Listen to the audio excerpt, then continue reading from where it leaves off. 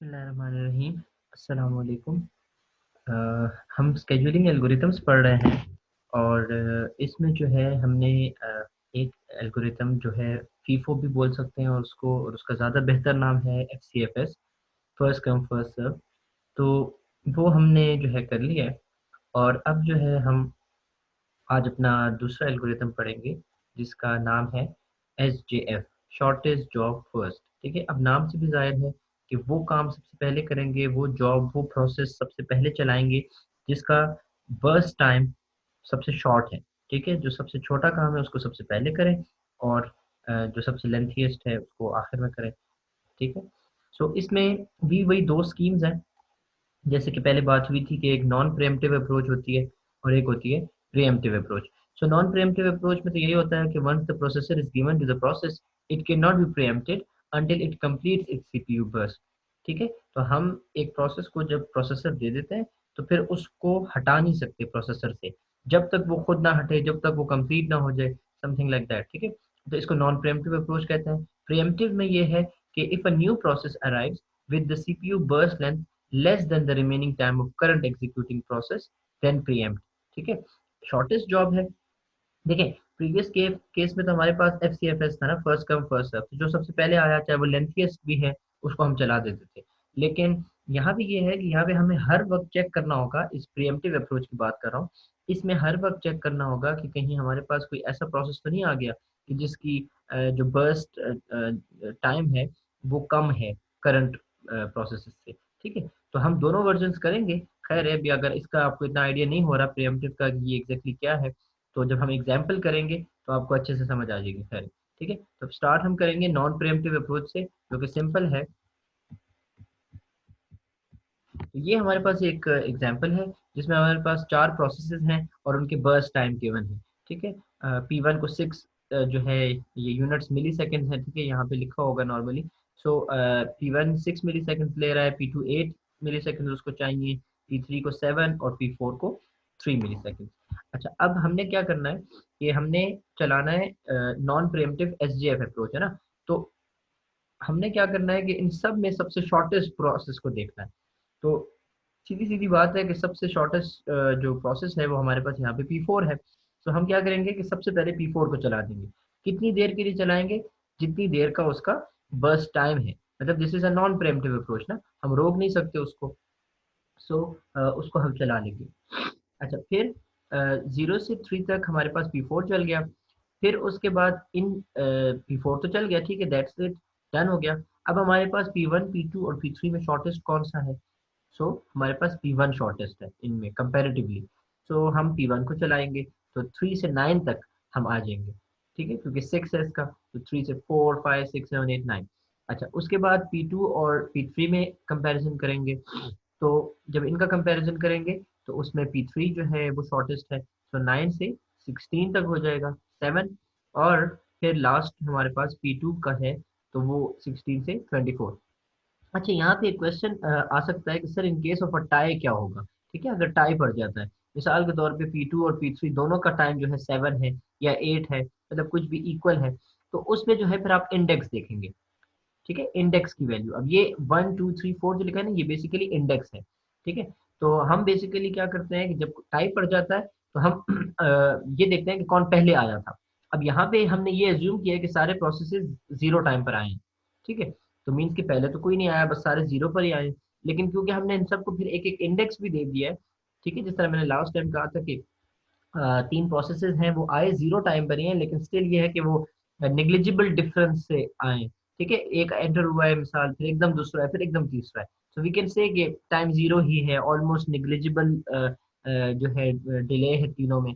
ठीक है, but still कुछ होगा कि जिसकी वजह से हम कहेंगे हाँ ये kind of you can say half a second या कुछ मिली सेकेंड ये पहले आया था, समथिंग लाइक दैट। ठीक है, तो उस सिनेरियो में हम उसको इंडेक्स दे देते हैं, एक नंबर दे देते हैं, तो P1 P2 P3 P4।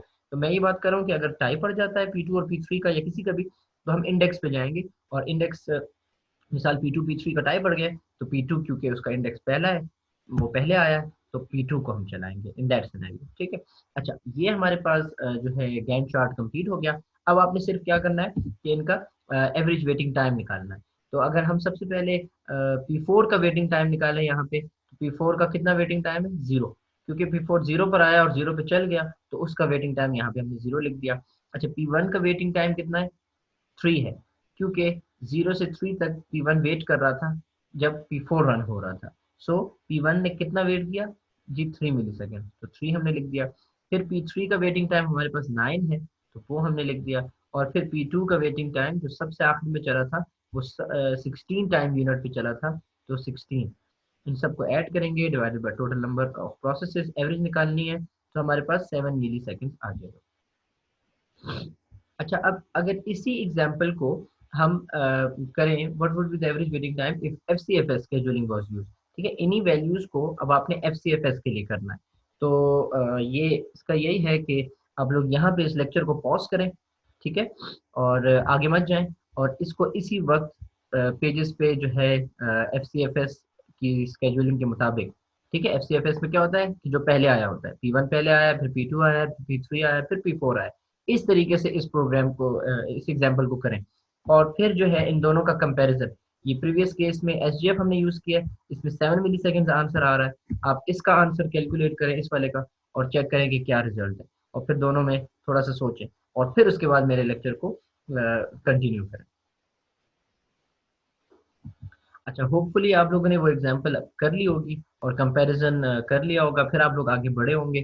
ठीक है। अच्छा, अब अगला हम करते हैं कि एसजीएफ की स्केड्यूलिंग ही कर रहे हैं, लेकिन अब प्रिएम्प्टिव अप्रोच। ठीक है, हमने इस लेक्चर के स्टार्ट में कहा था कि दो दो अप्रोचेस हम पढ़ेंगे, नॉन प्रिएम्प्टिव हमने देख ली, और अब हम करेंगे प्रिएम्प्टिव अप्रोच। अब प्रिएम्प्टिव अप्रोच में जो है क्या होगा कि इसका इसका दूसरा नाम होता है शॉर्टेस्ट रिमेनिंग टाइम फर्स्ट। ठीक है, इसको शॉर्टेस्ट रिमेनिंग टाइम फर्स्ट भी बोलते हैं। इसमें हम एक प्रोसेस को हटा भी सकते हैं। ठीक है, जरूरी नहीं है कि अगर एक प्रोसेस का जितना भी टाइम है बस उसको हमने दे दिया तो प्रोसेसर दे दिया तो वो हटा नहीं सकते। ठीक है, इस सिनेरियो में हम हटा भी सकते हैं उसको।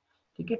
अच्छा, अब हमारे पास यहाँ पे 4 प्रोसेसेस हैं, और चारों की बर्स्ट टाइम भी गिवन है। ठीक है, 8495 वैल्यूज गिवन है, और साथ ही साथ हमने एक और कॉलम बना दिया है जिसका हमने नाम दे दिया अराइवल टाइम।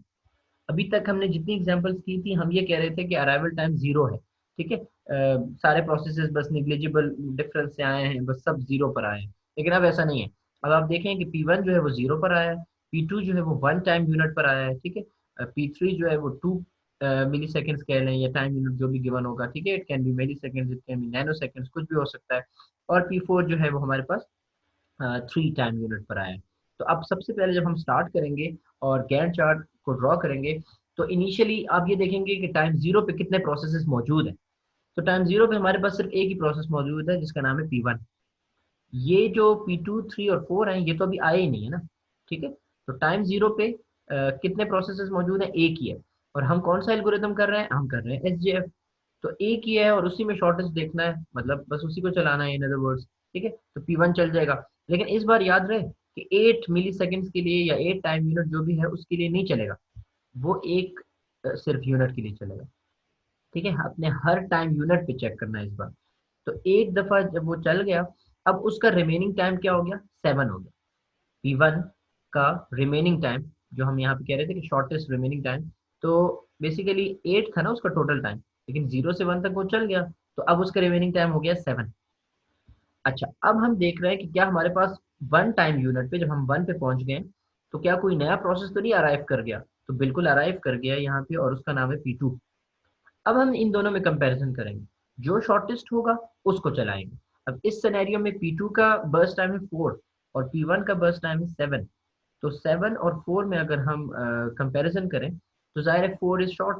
तो हम क्या करेंगे कि P1 को प्रीएम्प्ट कर देंगे, हटा देंगे प्रोसेसर से, और P2 को चलाएंगे। अब इसमें हम P2 को यहाँ पे 1 मिली सेकेंड के लिए, या एक जो भी टाइम यूनिट के लिए दोबारा चलाएंगे। ठीक है, P2 को चलाएंगे एक दफा।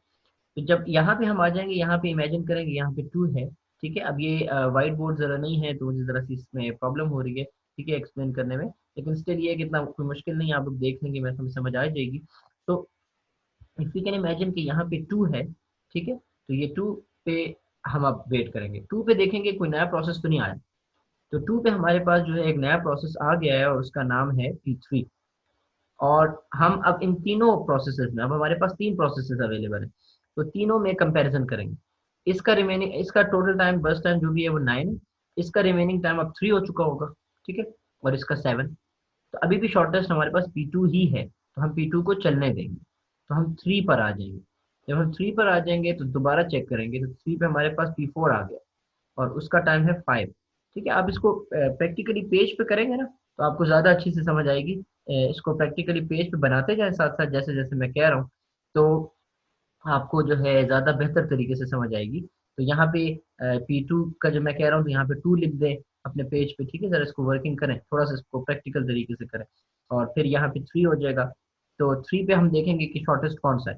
तो 3 पे ये 5 है, ये 9 है, ये अब तक 2 दफ़ा चल चुका था, ठीक है, तो ये 2 रह चुका होगा।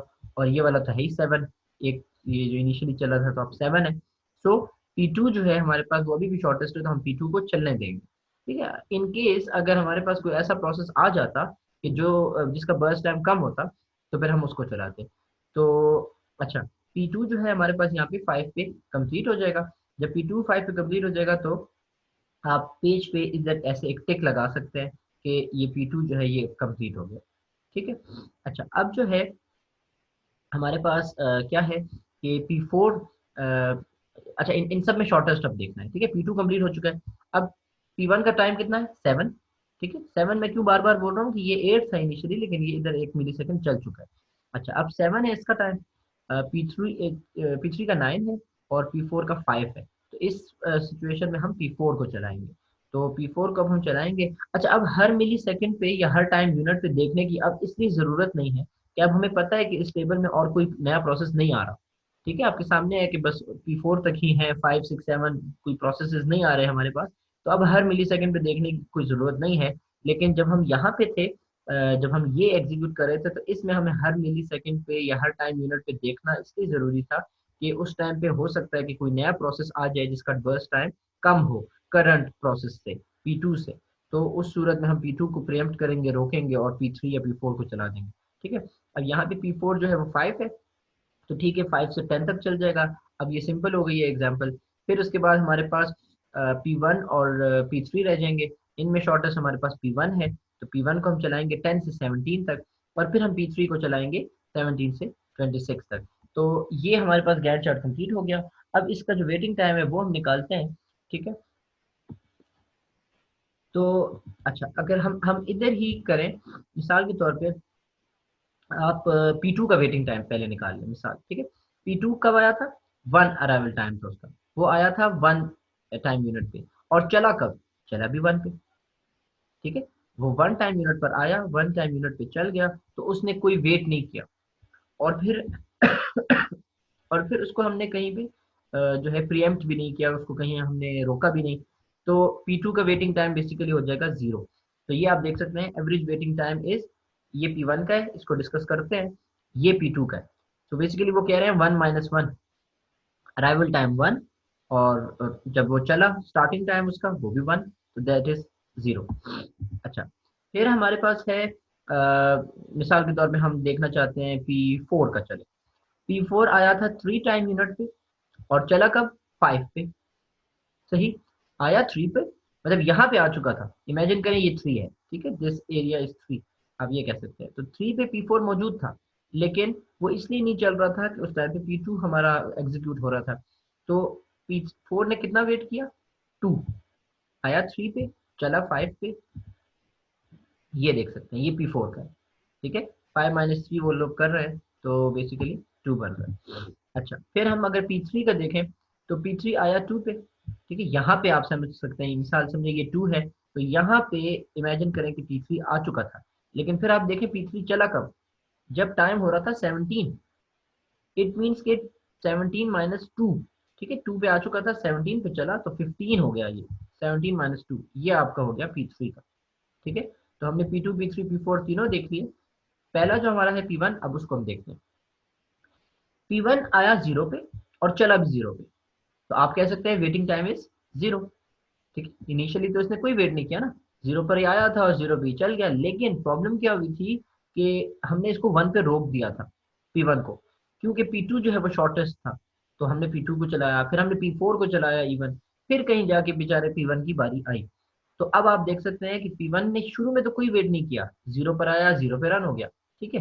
लेकिन उसके बाद फिर P1 जो है वो 1 से 10 तक, ये जो 9 मिली सेकेंड्स बन रहे हैं, ठीक है, तो आप इसको कह सकते हैं 10 - 1। ठीक है। तो जरूरी नहीं है कि आप इस तरह मैथमेटिकली लिखें 10 - 1, 1 - 1, ठीक है, इस तरह 17 - 2, इस तरह मुझे खैर कोई ज़रूरत नहीं है कि आप लोग पेपर पॉइंट ऑफ व्यू से या जो भी है आप इस तरह लिखें। आप बस अगर डायरेक्टली भी कर सकते हैं कि हाँ जी 3 पर आया 5 पे चला तो ये 2 होता है, तो आप डायरेक्ट लिख लेंगे 2। ठीक है। जैसे मेरे लिए यहाँ पे आपको आइडिया हो रहा है कि 1 से 10 ये 9 बन रहा है, तो बस आप डायरेक्टली भी लिख सकते हैं इस तरह एग्जैक्टली 10 - 1 या इस तरह लिखने की बेशक कोई ज़रूरत नहीं। अच्छा, तो हमारे पास सबका वेटिंग टाइम आ गया, और फिर हम इन सब वेटिंग टाइम का एवरेज निकाल देंगे तो 6.5 मिली सेकेंड्स हो जाएगा। अच्छा, अब इसमें हम प्रैक्टिस इसमें हम प्रैक्टिस करेंगे। ठीक है, टेंशन में आने की बात नहीं है, मैं आपको इस पे कुछ एग्जांपल्स जो है करवाऊंगा कि ज़रा सा हम इसको डिटेल से देख लें। इसमें और भी कुछ चीज़ें हैं जो कि शायद इस एग्जांपल से क्लियर ना हुई हों। ठीक है, तो थोड़ी सी प्रैक्टिस की एग्जांपल्स हम करेंगे जिसमें ज़्यादा अच्छे तरीके से समझ आ जाएगी। लेकिन एक और क्वेश्चन आपके लिए यहाँ पे है कि what would be the waiting time for a non preemptive SJF scheduling. इन्हीं वैल्यूज को, इसी को अराइवल टाइम रखना है। ठीक है, अराइवल टाइम मौजूद रहे, बर्स्ट टाइम मौजूद रहे, एग्जैक्टली इसी एग्जाम्पल को आपने अब करना है नॉन प्रीएम्प्टिव अप्रोच से। तो चेक करेंगे नॉन प्रीएम्प्टिव अप्रोच से अगर हम इसी एग्जाम्पल को करें तो कैसे होगा। फर्क दोनों में सिर्फ इतना होता है कि एक दफा जब आपने प्रोसेसर दे दिया तो फिर आप रिमूव नहीं कर सकते। ठीक है, अराइवल टाइम को अपनी जगह पे रखें, मौजूद रखें, इसको हटाना नहीं है। नॉन प्रीएम्प्टिव अप्रोच में भी अराइवल टाइम हो सकती है। ठीक है, तो इस एग्जाम्पल को भी करें, और फिर जाहिर है लाइव सेशन में फिर हम क्वेश्चंस को हैंडल करेंगे। ओके जी, थैंक यू।